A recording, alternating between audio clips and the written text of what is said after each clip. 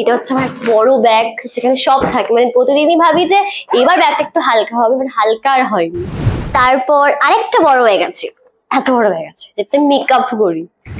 বর থাকবে কিনা বলতে পারছি না, কারণ দেখো বর তো একটা সাদা সিধে শাড়িকেই ভালোবেসেছিল, আর সেখান থেকে আমি পুরো চেঞ্জ হয়ে গেছি। আমি কাউকে এতটা মানে খারাপ ভাবে কথাই বলতে পারবো না, কখনো পারবো না, কখনো ভাবতেও পারবো না যে কাউকে কিভাবে ইনসাল্ট করবো, মানে গিয়ে চোখে জল চলে আসবে, আমি পারবো না।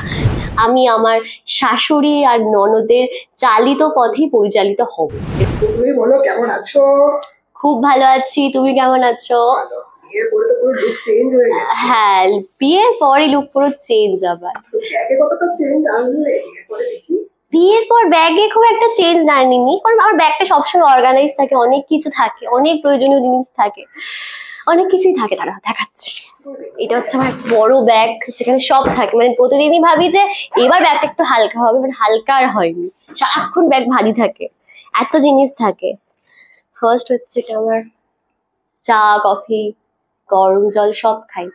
দেখলে ভাবতে কেমন না, এটা হচ্ছে একটা কাপ, খেয়েছি অলরেডি, চা খেয়েছি কিছুক্ষণ আগে, রাখছি এটা। দেন একটা পাউচ, এই পাউচটা আমি ক্যারি করি, নিয়ে যাই, বাবা এটা নিয়ে যায় আমার জন্য। ব্লেন্ডার, ল্যাশ, ল্যাশ আমি এখনো পড়িনি বেসিক্যালি। গীতা থাকে, যেটা সবসময় থাকে, আমি সবসময় প্রণাম করে যাই, এটা আমি রাখি অলওয়েজ আমার কাছে। বিয়ের পর এটা অ্যাড হয়েছে, লিকুইড সিঁদুর। তারপর পাফ, কম্প্যাক্ট, অনেক কিছু, লিপ লাইনার, অনেক কিছু, নিউড লিপস্টিক, মাস্কারা, বেরোনোর শেষ নেই, অনেক কিছু রয়েছে। আবার একটা, এটাও একটা মাস্কারা, একটা আইল্যাশ মাস্কারা, একটা আইব্রো মাস্কারা, লিপ গ্লস, মানে নেই কি এখানে বলো তো? ব্রাশ, সবকিছু আছে, কি নেই? Blender, eyebrow pencil, lip liner, again and lipstick, বুঝতে পারছো, অনেক কিছু রয়েছে। এটা হচ্ছে আমি শুধু ফ্লোরে নিয়ে যাই, ঠিক আছে, ফ্লোরে নিয়ে যাই এগুলো। লাস্টে এখনো পড়া হয়নি, ফ্লোরে যাওয়ার আগে পড়বো। বড় ব্যাগের ভিতর থেকে ছোট একটা ব্যাগ গেল, তার মধ্যে এত কিছু, তাহলে ভাব, আরো কত। হ্যাঁ মানে ভাবো, তাহলে ভাবো আমার ব্যাগটা কেন ভারী হয়। তাও অনেক জিনিস নামানো আছে, অনেক জিনিসপত্র। তারপর আইশ্যাডো প্যালেট। তারপর আরেকটা বড় ব্যাগ আছে, এত বড় ব্যাগ আছে যেটা মেকআপ করি। এটা দিয়ে কি আমি মেকআপ করি। সানস্ক্রিন, যেটা খুব লাগে, সারাক্ষণের জন্য লাগে। এটা ফেস মিস্ট, দুটো ফাউন্ডেশন, ব্লাশার, পাউডার, হাইলাইটার, মানে সব, কনসিলার, এই সব, আবার ব্রাশ, প্রচুর জিনিসপত্র। একটা ছোট আয়নাও আছে, ইন্টারেস্টিং আয়না, আমি এটা সিকিম থেকে কিনেছিলাম। আর ব্রাশ, আরো অনেক কিছু, মানে ওই টুকটাক, প্রচুর প্রচুর প্রচুর, এগুলো দিয়ে মেকআপ করি এসে। এই দুটো ব্যাগ আমার লাগেই, এই দুটো ব্যাগ আর এই প্যালেটটা, অনেক কিছু। পাওয়ার ব্যাংক, যেটা লাগে, খুব ইম্পর্টেন্ট জিনিস। চার্জার, এটা হচ্ছে তোমার হেয়ার একটা মিস্ট, ময়শ্চারাইজার মিস্ট। দেন একটা বডি মিস্ট, আমি খুব পারফিউম অ্যাডিক্টেড পার্সন, মানে শেষ হয়ে যায়, আমি একদিন একটা আনি, এটা বডি মিস্ট, খুব দরকার। এটাও শেষ হয়ে গেছে, একটা ময়শ্চারাইজার বডির জন্য লাগে আমার। এটা কোম, কানের দুল আছে, এর মধ্যে অনেক রকম কানের দুল আছে, পরি আমি যেগুলো। এটা আরেকটা সানস্ক্রিন, বডির জন্য ইউজ করি। আর এইটা স্যানিটাইজার, খুব ইম্পর্টেন্ট একটা জিনিস, প্রচুর প্রচুর। আবার করোনা আসার জন্য প্রিকশন নিচ্ছি, জোয়ান, নর্মাল, এগুলো নর্মাল ব্যাপার। সব থেকে এখন কাছে দেখুন হয়েছে আমার মেডিসিন, মেডিসিনটা ক্যারি করতে হচ্ছে, কারণ আমার এই বৃষ্টিতে ভিজে গিয়ে আমার গলা ফলা খারাপ হয়ে গেছে, কাশছি, শুধু কাশছি, গরম জল খাচ্ছি, ওষুধ খাচ্ছি, ব্যাগে ওষুধ আর এসব ছাড়া আর কিছু নেই, এইটা বেশি রয়েছে আমার কাছে। আর তারপর রয়েছে একটা ছোট ফ্যান, যখন গরম লাগে ইউজ করি। আর রয়েছে আরেকটা পারফিউম শেষের দিকেটা, মানে এত ইউজ করি পারফিউমটা আমার কাছে খুব ম্যান্ডেটরি। তারপর আরো ওষুধ রয়েছে অনেক। আর কিছু কি আছে?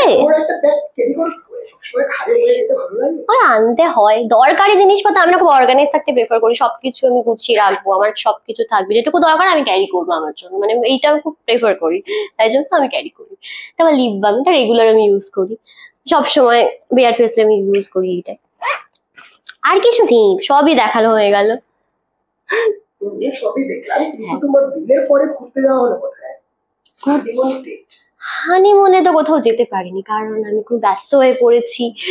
বেশ ব্যস্ত হয়ে পড়েছি কারণ এখন প্রচুর কাজ, প্রচুর অর্ডার নিতে হবে শাড়ি, মানে নিজেকে স্টাবলিশ করতে হবে, নিজের নামটাকে স্টাবলিশ করতে হবে, প্রচুর শাড়ির অর্ডার নিতে হবে, অনেক লড়াই, এখন টান টান লড়াই চলছে। কারণ আমাকে এখন আমার একটাই লক্ষ্য, আমাকে হারলে চলবে না, আমাকে জিততে হবে। আমাদের মধ্যে এখন অবশ্য টুইস্ট এন্ড টার্ন এসেছে, তোমরা বুঝতেই পারছো, প্রোমো দেখে নিয়েছো যে দুই বোনের হাড্ডাহাড্ডি লড়াই, দুই বোনের মধ্যে একটা বিভেদ চলে এসেছে। বিয়ের পর আমার মধ্যে একটা চেঞ্জেস চলে এসেছে। আমি আমার শাশুড়ি আর ননদের চালিত পথেই পরিচালিত হব, এরকম একটা ব্যাপার। মানে আমি শাশুড়ি আর ননদ যা বলবে আমি তাই করব, ওরাই আমাকে সঠিক পথ দেখাবে। সেটার জন্যই এবার বোনের সাথে আমার বিভেদ শুরু হয়েছে। আমার মধ্যে অনেক লোভ এসে গেছে, মানে শাড়ির মধ্যে, শাড়ি একটা সিম্পল মেয়ে, সেখান থেকে এতজন দুজন মিলে ইনফ্লুয়েন্স করেছে, আমি তো এদের কথা অনুযায়ী চলবো, যে আমাদের লোভ এসে গেছে। দেন এটা নিয়ে এখন শাড়ির এখন নতুন লুকে ট্রান্সফার হয়ে গেছে। এখন মানে শাশুড়ি মার কথা ছাড়া তো শুনেই না, ননদ আর শাশুড়ি এখন সব, বোন এখন এরকম একটা ব্যাপার হয়ে গেছে। তো এটাই এখন লড়াইয়ের মূল দিক। এই যে তো জানি না এখানে কি বর থাকবে পাশে? বোন তো তোমার অলরেডি দুই বোন শক্তি হয়ে গেছে, কিন্তু বর কি করবে? বর থাকবে কিনা বলতে পারছি না, কারণ দেখো বর তো একটা সাদাসিধে শাড়িকেই ভালোবেসেছিল, আর সেখান থেকে আমি পুরো চেঞ্জ হয়ে গেছি, নিজেকে চেঞ্জ করে দিয়েছি। এখন আমার বরকেও লাগবে না, আমি বলি আমি এখন বরকেও পাত্তা দিচ্ছি না, এখন আমি আঁচল মুখার্জির মতো হতে চাই, সংসার চাই না, কিচ্ছু চাই না, শুধুমাত্র আমি সাকসেসফুল একটা ওম্যান হতে চাই, আর সেটাই হব। শুধুমাত্র বিজনেস ছাড়া লাইফে কিচ্ছু ভাববো না, এরকম একটা পার্সন হতে চাই। সেখানে বর আমার সাথে থাকবে না হয়তো, কারণ বর তো এরকম শাড়িকে চাইনি, এরকম শাড়িকে ভালোবাসেনি না, বরের একটু মন খারাপ রয়েছে। কিন্তু বোনের যে মানে হাড্ডাহাড্ডি লড়াইটা দেখতে পাচ্ছি, সেটা কিরকম এনজয় করছো? একটা এনজয় করছি, কারণ দেখো এতদিন ধরে তোমরা আমাকে দেখেছো একটা সফট, যে শাড়ি খুব সফট ক্যারেক্টার, প্রতিবাদ করবে না খুব একটা, কিন্তু মনে প্রতিবাদী। অনেক রকম শাড়ির শেড দেখেছো, যে একটা সফট ক্যারেক্টার, আবার একটা বড়লোক হলাম, মানে একটা শেড দেখেছো। সেখান থেকে আমি আবার একটা বিয়ের সময় একটা করুণ একটা পর্যায়ে চলে গেছিলাম, সেখান থেকে আমি আবার বিয়ের পর পা দিতে না দিতেই ব্যাস নিজের রূপ দেখাতে শুরু করে দিয়েছি, মানে যেটা সবার কাছে। এক্স্যাক্টলি, মানে হাতে শাখা পলাটাও খুলে ফেলেছি, শুধু একটা নোয়া পড়তাম, এখন এই ড্রেসের সাথে যদিও পড়িনি, কিন্তু এখন আমার কাছে আমার কাজটাই সব, কাজের মধ্যে কেউ না, আমার হাজবেন্ডও না, এরকম একটা ব্যাপার হয়ে গেছে। সেখানে আমার এনজয় করছি কিরকম ভাবে, দেখো একটা নতুন শেড তোমরা দেখেছো, একটা শেড তোমরা দেখে এসেছো, আর এবার একটা অন্য শেড দেখবে শাড়ির। শাড়ি কিভাবে বোনের এগেনস্টে কাজ করে, কারণ অ্যাকচুয়ালি শাড়িকে তো সবটাই করাচ্ছে আঁচল আর প্রিয়দর্শিনী, কারণ যেটা ষোলকি দিয়ে করাতে পারছে না সেটা শাড়িকে দিয়ে করাতে পারবে, কারণ শাড়ি তো যতই হোক বোকা, ওকে ভালো মতো করে বুঝিয়ে বাজিয়ে সবকিছু করেই নেওয়া যায়। তো সেটাই হচ্ছে যে আমাকে যেভাবে লোভী বানাচ্ছে, আর আমি লোভী হচ্ছে, আর সব কাজ করছে ওদের কথা অনুযায়ী। মানে এখন শাড়ি শুধুমাত্র সাকসেসফুল ওম্যান হতে চায়, শাড়ি আসলে বাস্তবে কিরকম করছে ওদের কথা অনুযায়ী। মানে এখন শাড়ি শুধুমাত্র সাকসেসফুল ওম্যান হতে চায়। শাড়ি আসলে বাস্তবে কিরকম? শাড়ি বাস্তবে খুবই ভালো মানুষ, মানে খুবই ভালো মানুষ, খুব হাম্বল পার্সন। মানে আমি কাউকে এতটা মানে খারাপ ভাবে কথাই বলতে পারবো না, কখনো পারবো না, কখনো ভাবতেও পারবো না যে কাউকে কিভাবে ইনসাল্ট করবো, মানে গিয়ে চোখে জল চলে আসছে, আমি পারবো না।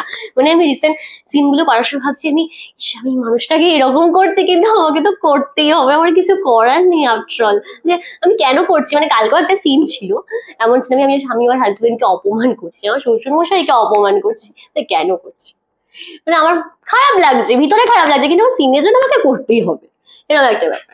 বাস্তবে শাড়ি খুব ভালো একটা মানুষ, মানে বাস্তবে হিয়া খুব ভালো একটা মানুষ, আমি এটা বলতে পারি। নিজেকে ভালো বলাটা আমার মনে হয় উচিত, কারণ আমি ভালো বলবো, আমি নিজেকে একটা শব্দই বলতে চাই, আমি খুব রেয়ার একটা পার্সন।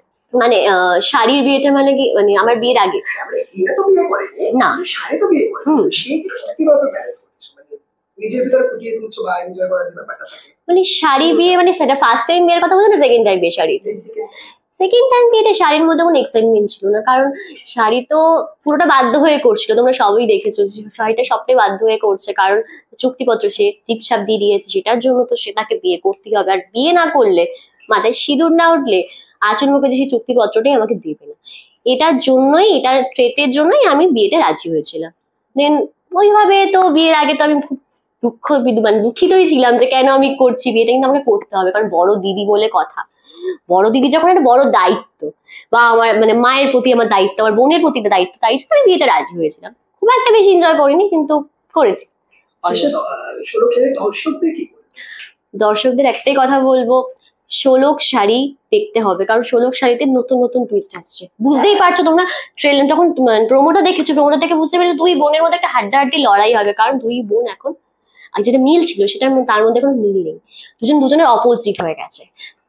আমি খুব মানে শাড়ি ক্যারেক্টারটাকে বুঝতেই পারছো, শাড়ি এখন খুব লোভী হয়ে গেছে, সে তার বোনের এগেন্সে চলে গেছে। সুতরাং এবার কি টার্ন আসছে সেটার জন্য তো চোখ রাখতে হবে, কারণ অনেক টুইস্ট অ্যান্ড টার্ন আসবে, অনেক গল্পের মোড় আসবে, তার জন্য শোলক শাড়ি দেখতে হবে।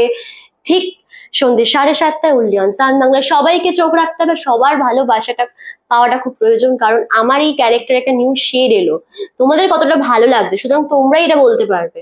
তোমরা আমাকে অবশ্যই জানিও, ফিডব্যাক দিও, তার জন্য শোলক শাড়ি অবশ্যই দেখতে হবে। বিনোদন জগতের সব খবরাখবর সবার আগে পেতে সাবস্ক্রাইব করুন বিনোদন চিত্র ইউটিউব চ্যানেল, আর পাশে থাকা বেল বাটনটি ক্লিক করতে ভুলবেন না।